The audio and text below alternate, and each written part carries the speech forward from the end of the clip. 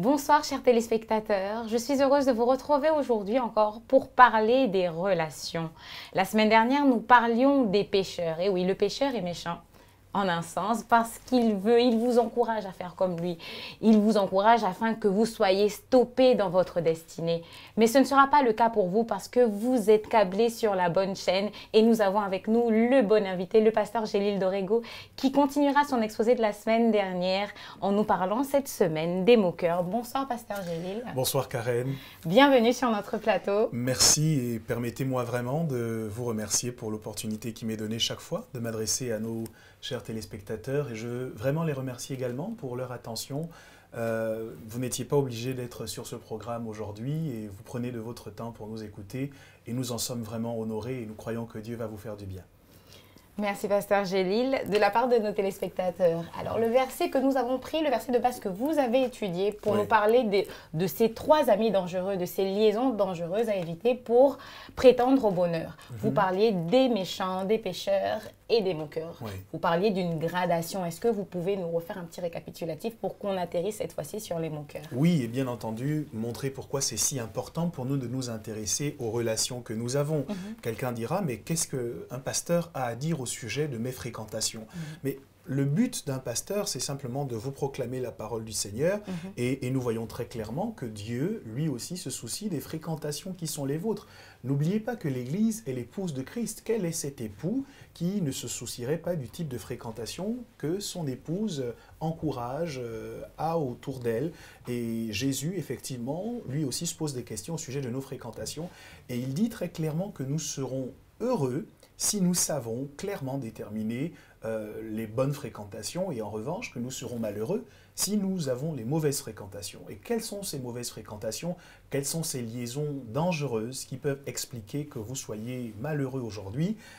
Il y a le méchant qui vous donne des conseils, il vous encourage à faire comme lui, et si vous suivez son conseil, vous devenez pécheur et vous pratiquez le péché sans avoir envie de vous repentir. Et ce qu'il y a de plus terrible, c'est que le pécheur, c'est celui qui vous emmène à vous arrêter sur sa voie, mais après avoir pratiqué le péché, il vous encourage à devenir un moqueur, et nous allons voir que ce n'est pas aussi anodin qu'il y paraît. Le mot moqueur est beaucoup plus grave que ce qu'on pense. Justement, parlant du mot moqueur, moi, quand j'entends moqueur comme ça, c'est un mot que je néglige un peu. Je me dis, bon, moqueur, j'associe le moqueur au rire. Est-ce que c'est uniquement ça, le moqueur? Alors oui, le moqueur s'associe au rire, mais ce n'est pas uniquement ça. Moi aussi, je me souviens à l'école, quand on disait « mais toi, tu es un moqueur », on trouvait ça plutôt drôle.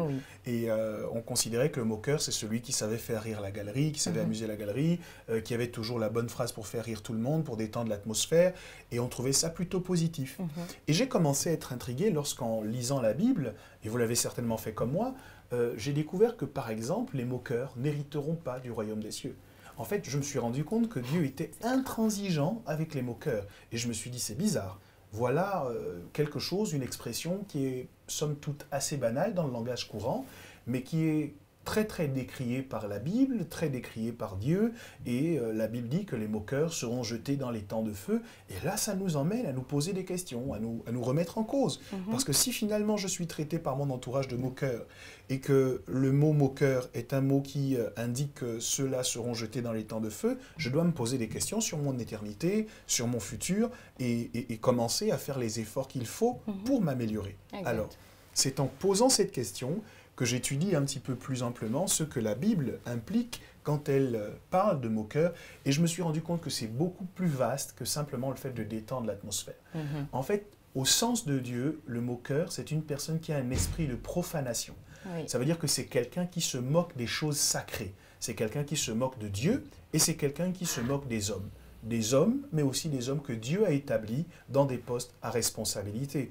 Et nous nous rendons compte que c'est beaucoup plus grave que simplement le fait de pouvoir dire une plaisanterie ici ou là. Et le moqueur, il se moque de quoi finalement? Il se moque de ses semblables, il se moque de ses amis, entre griffes. Et il se moque de quoi en gros? Qu'est-ce qu'il fait? En fait, il se moque de Dieu d'abord, parce que la Bible dit, et je vais vous le lire, c'est un texte de Proverbe chapitre 17 au verset 5 qui dit que celui qui se moque du pauvre déshonore Dieu qui l'a créé. En d'autres termes, chaque fois que le moqueur se met à comment dire, tirer profit du défaut de quelqu'un, c'est Dieu qui le déshonore, parce que finalement, Dieu a façonné les individus tels qu'ils sont. Et la vérité, c'est que derrière une moquerie somme toute assez banale, en vérité, c'est Dieu contre qui on se révolte. Et c'est pour ça que le moqueur, c'est justement la phase finale du psaume 1 qui nous dit « Celui qui ne marche pas selon le conseil des méchants est heureux, celui qui ne s'arrête pas sur la voie du pécheur est heureux, et celui qui ne s'assied pas en compagnie du moqueur est heureux. » Donc le dernier niveau d'éloignement du bonheur, c'est le fait de s'asseoir en compagnie du moqueur. Le moqueur, c'est quelqu'un de dangereux parce qu'il a au préalable écouté le conseil du méchant. Peut-être que vous avez écouté le conseil d'un méchant. Qu'est-ce que cela a produit comme résultat dans votre vie? Vous en êtes emmené, vous aussi, à pratiquer ce que faisait le méchant, parce que vous avez écouté son conseil. Et puis, après avoir pratiqué le péché, on en vient à devenir un moqueur. C'est-à-dire qu'on se moque, finalement, de tout ce que la Bible dit contre le péché, de tout ce que la Bible dit contre les murmures, de tout ce que la Bible dit contre les critiques. Combien de personnes entendent régulièrement que critiquer, ce n'est pas bien, mais juste après l'avoir entendu, parfois après avoir crié un bon amen, on se retrouve à critiquer de nouveau les personnes qui sont autour de nous. Et malheureusement, on rentre dans une forme de profanation. On ne considère plus comme sacrées les choses que Dieu nous dit de regarder comme sacrées. J'ai à l'esprit le texte du Lévitique qui parle en fait de la façon dont on doit regarder les sacrificateurs. La Bible dit « tu le regarderas comme un homme saint » parce que c'est un serviteur du Dieu très haut.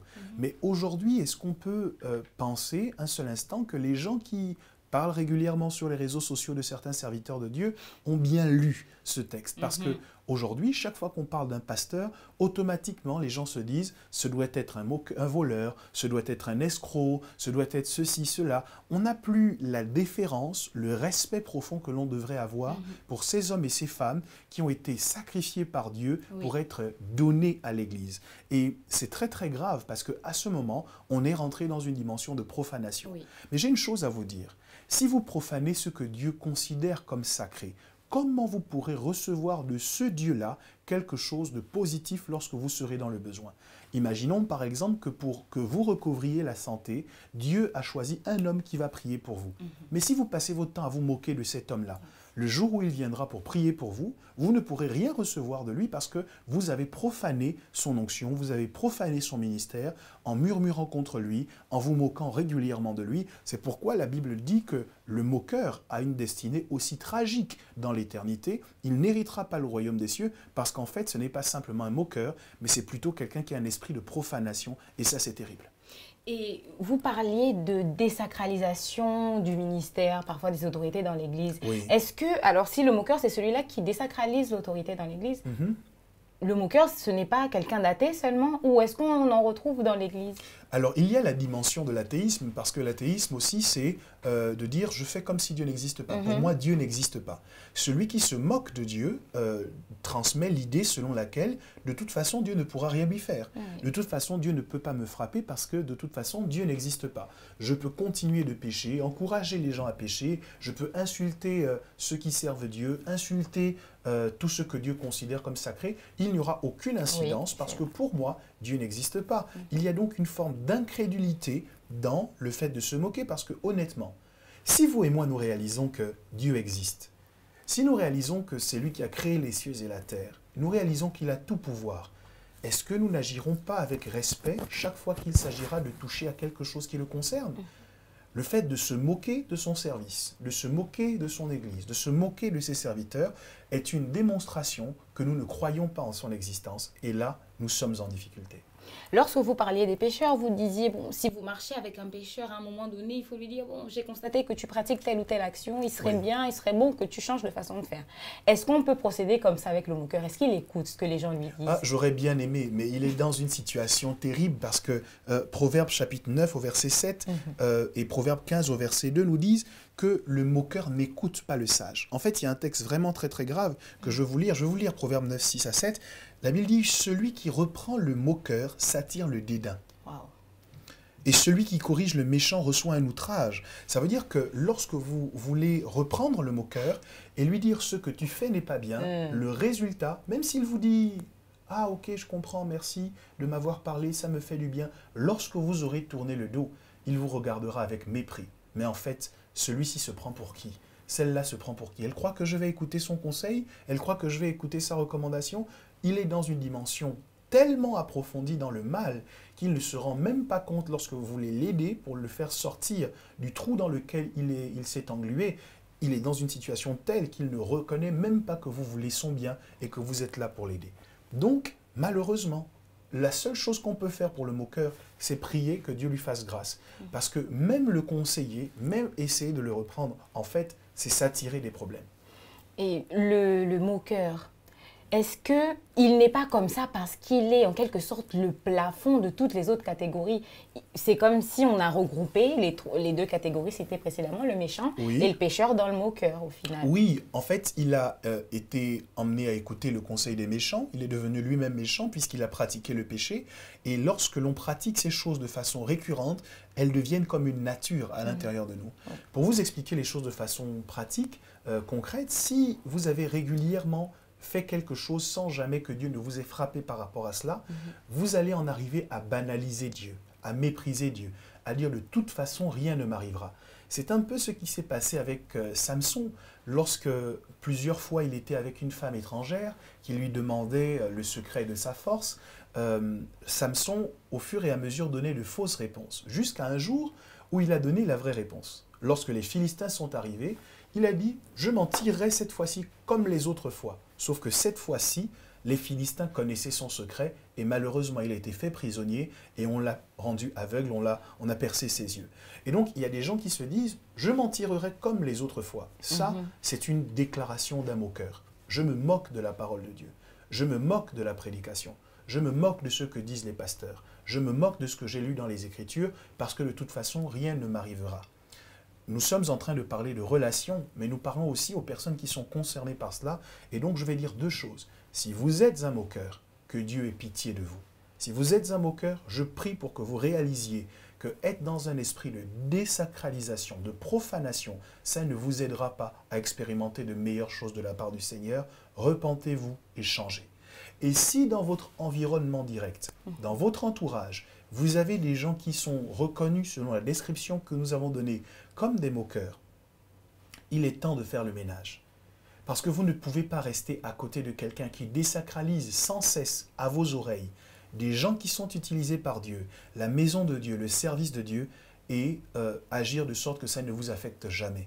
Au final, vous aussi, votre regard va commencer à changer sur ce que Dieu considère comme saint. Faites attention. Éloignez-vous de celles et ceux qui sont des moqueurs parce que leur influence sur vous est grave, elle est vraiment regrettable et vous feriez mieux de vous en séparer.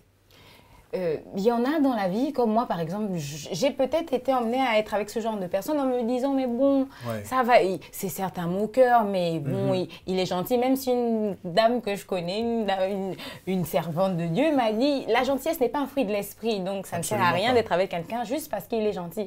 Mais dans ces circonstances-là, si un moqueur est quand même quelqu'un de gentil, qui apaise, qui, je ne vais pas dire qu'il apaise, qui est là et qui en temps de conflit essaye de ramener la paix. Est-ce qu'un moqueur peut ramener la paix dans une situation de crise? Ça lui est impossible parce que s'il est un homme de paix, ce n'est pas un moqueur.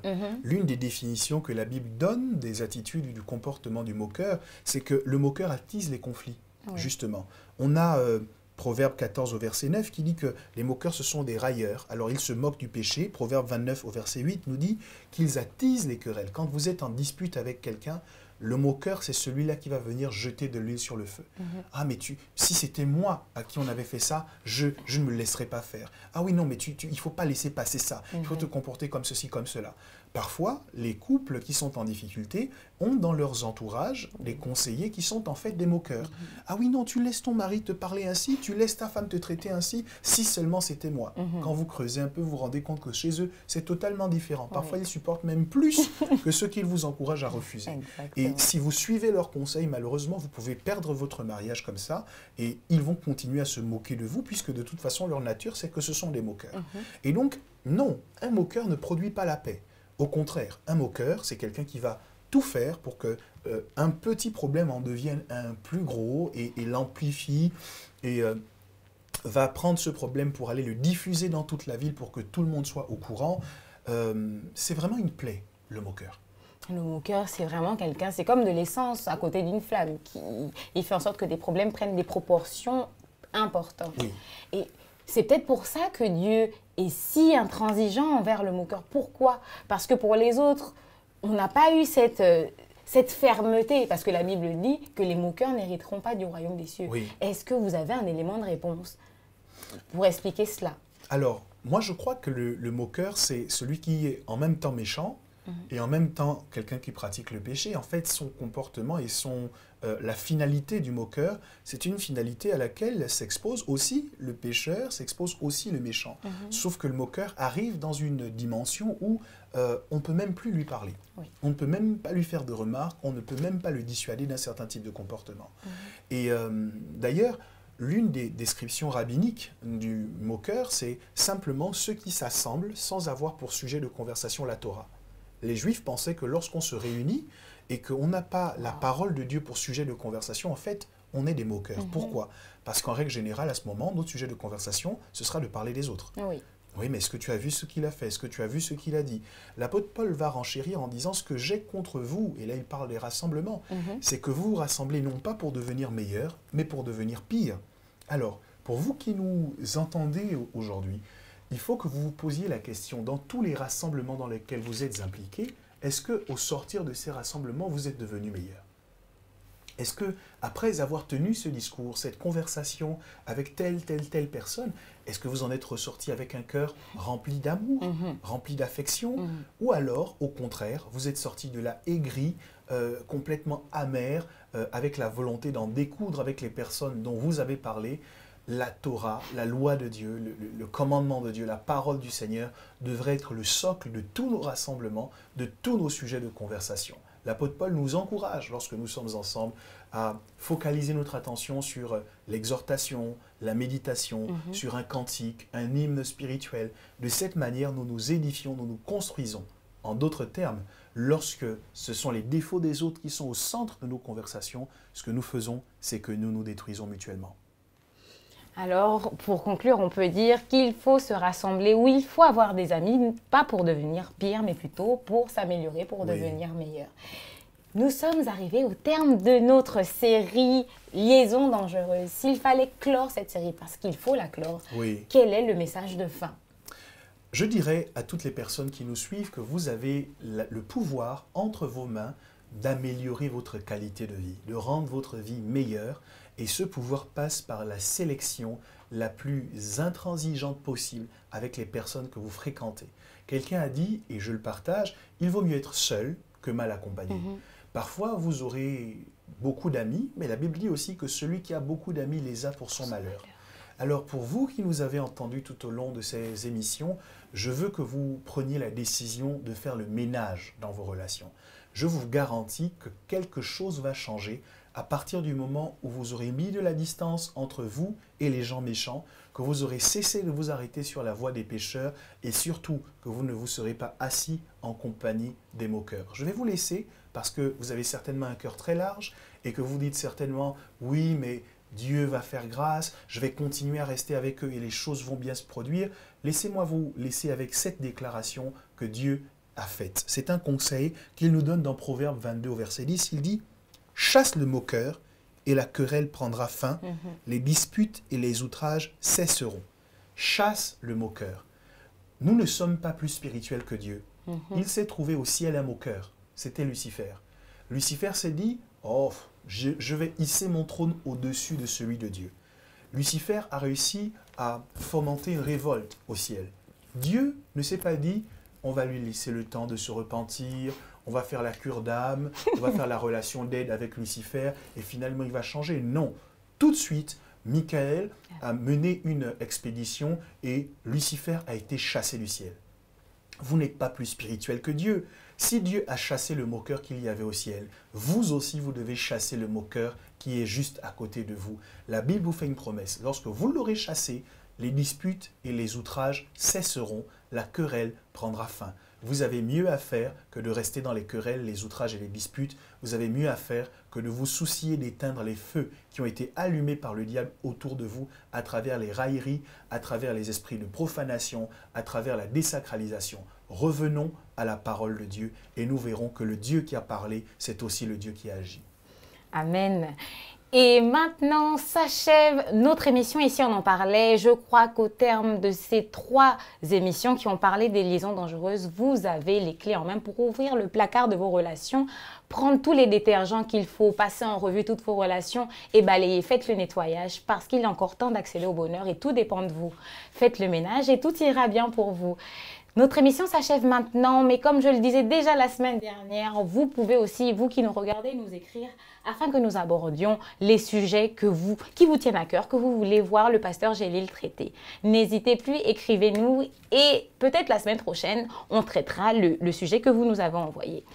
Je vous dis au revoir et à la semaine prochaine pour un nouveau thème que vous découvrirez avec nous. Au revoir.